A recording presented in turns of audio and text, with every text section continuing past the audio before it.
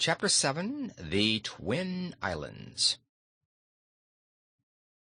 The islands of Regos was 10 miles wide and 40 miles long, and it was ruled by a big and powerful king named Gos.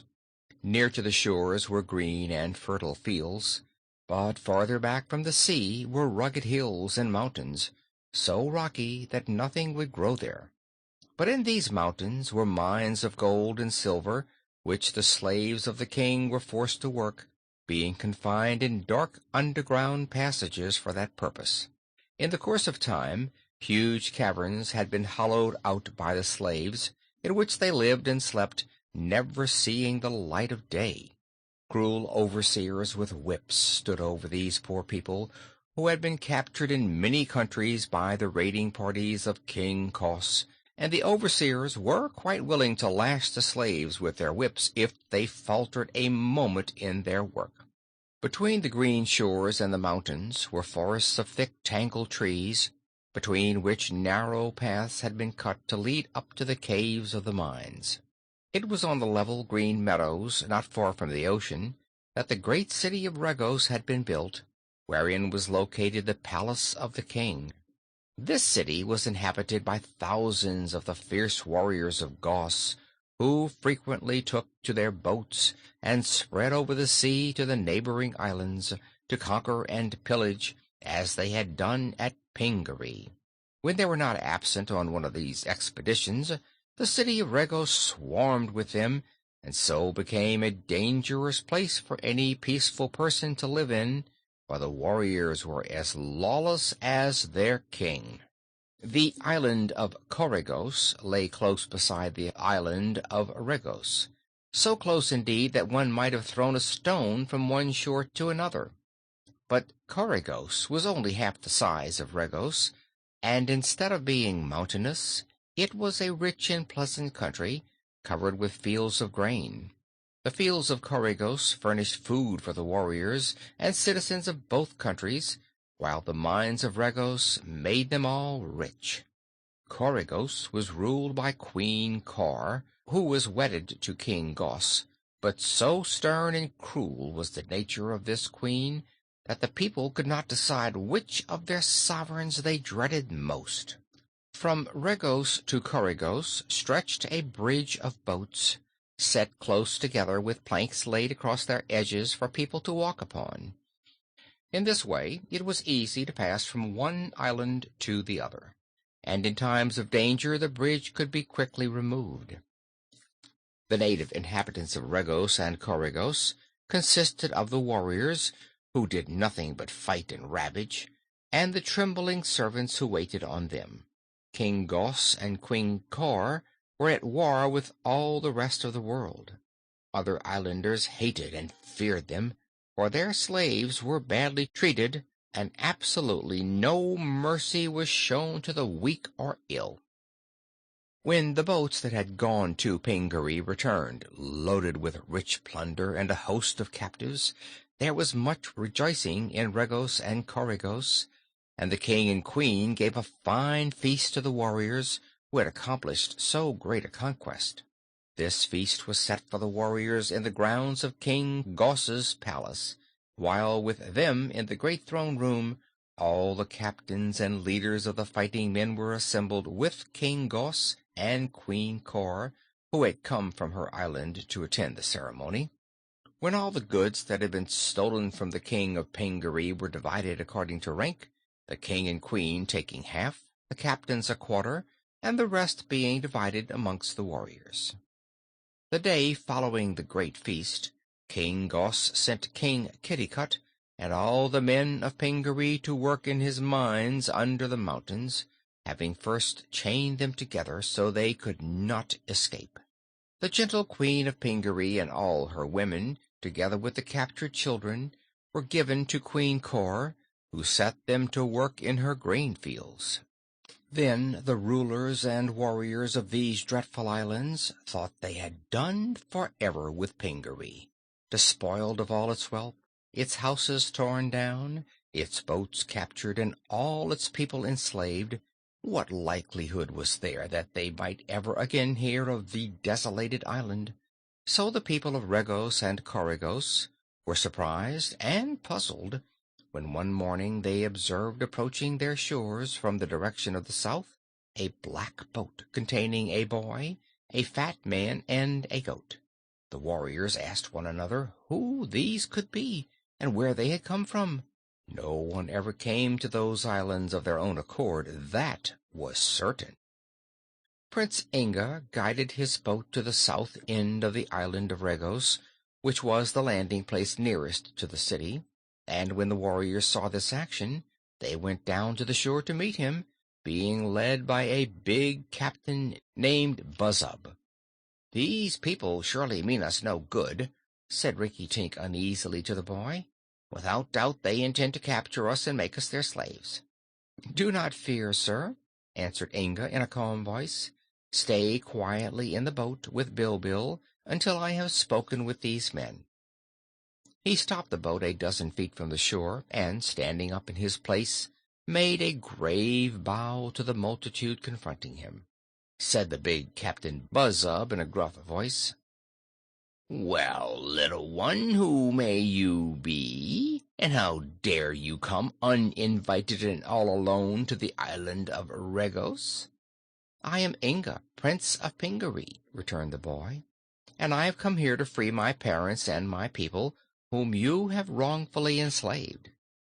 When they heard this bold speech, a mighty laugh arose from the band of warriors, and when it had subsided, the captain said, "You love to jest, my baby prince, and the joke is fairly good.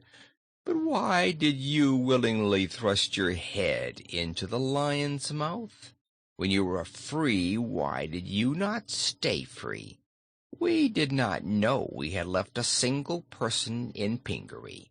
But since you managed to escape us, then it is really kind of you to come here of your own free will, to be our slave. Who is the funny fat person with you?" "It is His Majesty King Rinkitink of the great city of Gilgad. He has accompanied me to see that you render full restitution for all you have stolen from Pingaree." "Better yet," laughed Buzzub. "He will make a fine slave for Queen Cor, who loves to tickle fat men and see them jump."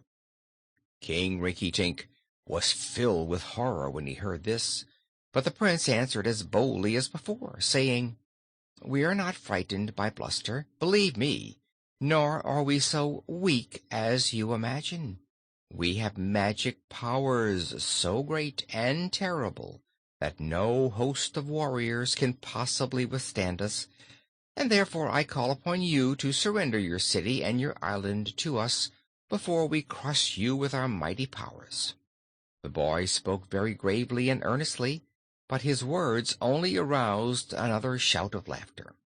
So while the men of Regos were laughing, Inga drove the boat well up onto the sandy beach and leaped out. He also helped Rinkitink out, and when the goat had unaided sprung to the sands, the king got upon Bilbil's back, trembling a little internally, but striving to look as brave as possible. There was a bunch of coarse hair between the goat's ears, and this Inga clutched firmly in his left hand. The boy knew the pink pearl would protect not only himself, but all whom he touched from any harm. And as Rinkitink was astride the goat and Inga had his hand upon the animal, the three could not be injured by anything the warriors could do. But Captain Buzzub did not know this, and the little group of three seemed so weak and ridiculous that he believed their capture would be easy. So he turned to his men and with a wave of his hand said, "Seize the intruders." Instantly 2 or 3 of the warriors stepped forward to obey, but to their amazement they could not reach any of the 3. Their hands were arrested as if by an invisible wall of iron. Without paying any attention to these attempts at capture, Inga advanced slowly, and the goat kept pace with him. And when Rinkitink saw that he was safe from harm, he gave one of his big merry laughs, and it startled the warriors and made them nervous. Captain Buzzub's eyes grew big with surprise as the three steadily advanced and forced his men backward. Nor was he free from terror himself at the magic that protected these strange visitors. As for the warriors, they presently became terror-stricken and fled in a panic up the slope toward the city, and Buzzub was obliged to chase after them and shout threats of punishment before he could halt them and form them into a line of battle. All the men of Regos bore spears and bows and arrows, and some of the officers had swords and battle-axes, so Buzzub ordered them to stand their ground and shoot and slay the strangers as they approached. This they tried to do. Inga being in advance, the warriors sent a flight of sharp arrows straight at the boy's breast, while others cast their long spears at him. It seemed to Rinkitink that the little prince must surely perish as he stood facing this hail of murderous missiles, but the power of the pink pearl did not desert him, and when the arrows and spears had reached to within an inch of his body, they bounded back again and fell harmlessly at his feet. Nor were Rinkitink or Bilbil injured in the least, although they stood close beside Inga. Buzzub stood for a moment, looking upon the boy in silent wonder. Then, recovering himself, he shouted in a loud voice, "Once again, all together, my men! No one shall defy our might and live!" Again a flight of arrows and spears sped toward the three, and since many more of the warriors of Regos had by this time joined their fellows, the air was for a moment darkened by the deadly shafts. But again all fell harmless before the power of the pink pearl, and Bilbil, who had been growing very angry at the attempts to injure him and his party, suddenly made a bolt forward, casting off Inga's hold, and butted into the line of warriors who were standing amazed at their failure to conquer. Taken by surprise at the goat's attack, a dozen big warriors tumbled in a heap, yelling with fear, and their comrades, not knowing what had happened, but imagining that their foes were attacking them, turned about and ran to the city as hard as they could go. Bilbil, still angry, had just time to catch the big captain as he turned to follow his men, and Buzzub first sprawled headlong upon the ground, then rolled over 2 or 3 times, and finally jumped up and ran yelling after his defeated warriors. This butting on the part of the goat was very hard upon King Rinkitink, who nearly fell off Bilbil's back at the shock of encounter. But the little fat king wound his arms around the goat's neck and shut his eyes and clung on with all his might.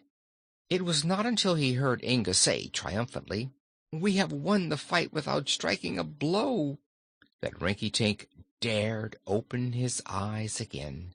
Then he saw the warriors rushing into the city of Regos and barring the heavy gates, and he was very much relieved at the sight. "Without striking a blow," said Bilbil indignantly. "That is not quite true, Prince Inga.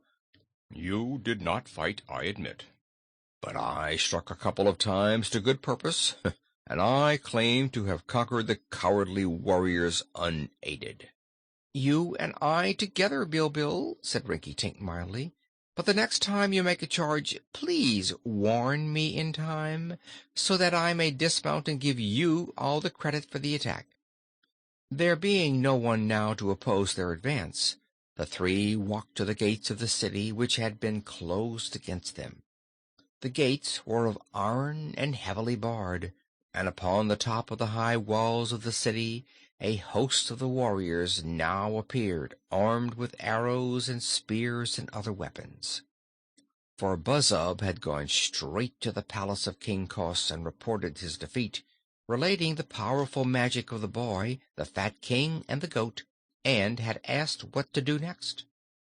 The big captain still trembled with fear, but King Cos did not believe in magic, and called Buzzub a coward and a weakling.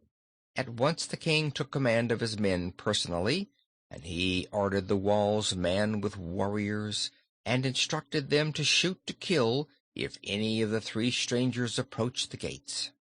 Of course, neither Rinkitink nor Bilbil knew how they had been protected from harm, and so at first they were inclined to resent the boy's command that the three must always keep together and touch one another at all times.